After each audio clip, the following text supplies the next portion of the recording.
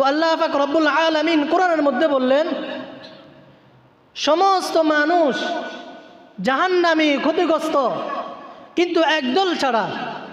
ওই একদলকে ইল্লাল্লাযীনা আমানু, এক নাম্বার যারা ঈমান এনেছে। তো ঈমানদার কারা? আল্লাহ তাআলা বলতেছেন, যারা ঈমান এনেছে অর্থাৎ আমার উপর বিশ্বাস করেছে। আমানতু বিল্লাহ, আল্লাহ তাআলার উপর আমরা ঈমান এনেছি। আল্লাহ তাআলা বলেন, শুধু আমার উপর ঈমান আনলে হবে না, ওয়া মালাইকাতিহি, ফেরেশতার উপর ঈমান আনতে হবে।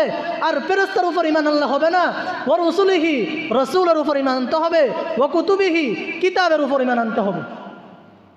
আল্লাহ তাআলা বলেন, শুধু আমার উপর ঈমান আনলে হবে না, ফেরেশতার উপর ঈমান আনলে হবে না, কিতাবের উপর ঈমান আনলে হবে না, রাসূলের উপর ঈমান আনলে হবে না, ওয়াল ইয়াউমিল আখিরি ওয়াল কদরি খাইরিহি, পরকালের উপর ঈমান আনতে হবে। দুনিয়াতে ভালো মন্দ যা কিছু হয় সব আল্লাহ তাআলার পক্ষ থেকে হয়, তার উপর ঈমান আনতে হবে। ওয়া শাররিহি মিনাল্লাহি তাআলা ওয়াল বা'সি বা'দাল মাউত। দুনিয়ার মধ্যে ভালো মন্দ যা কিছু হয় সব আল্লাহ তাআলার পক্ষ থেকে হয়, তার উপর ঈমান আনতে হবে।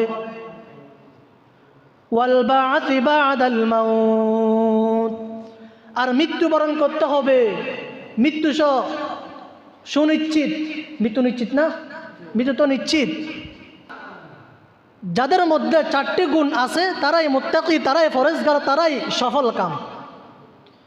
আল্লাহ তাআলা বলেন, ইল্লাল্লাযীনা আমানু, এক নম্বর ঈমানদার, যাদের মধ্যে ঈমান আছে তারাই জান্নাতে যাবে। তো আমরা তো ঈমান আনিছি না? আমরা রাসূলের উপর ঈমান আনছি কিনা? ওয়া রাসূলিহি, আমরা রাসূলের উপর ঈমান আনলাম। রাসূল বলেন, আনা খাতামুন নাবিয়্যিনা লা নাবিয়্যা বা'দি, আমি শেষ নবী, আমার পর আর কোনো নবী আসবে না। তাহলে এবার বুঝে থাকলো বলুন, যদি কোনো মানুষ রাসূলের উপর বিশ্বাস না করে তাহলে সে কি ঈমানদার থাকে? রাসূল বলেছেন, আনা খাতামুন নাবিয়্যিনা লা নাবিয়্যা বা'দি, আমি শেষ নবী, আমার পর আর কোনো নবী আসবে না। কিন্তু একদল মুনাফিক, কাফের, কাদিয়ানির দল, তারা নবী করিম সাল্লাল্লাহু আলাইহি ওয়াসাল্লামকে শেষ নবী হিসাবে মানে না। তাহলে বলেন তারা কি কাফের না মুসলমান? এই জন্য আমাদেরকে সব কিছুর উপর ঈমান আনতে হবে।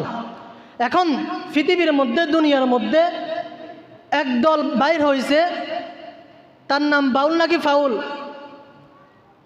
আবুল সরকার মনে হয়।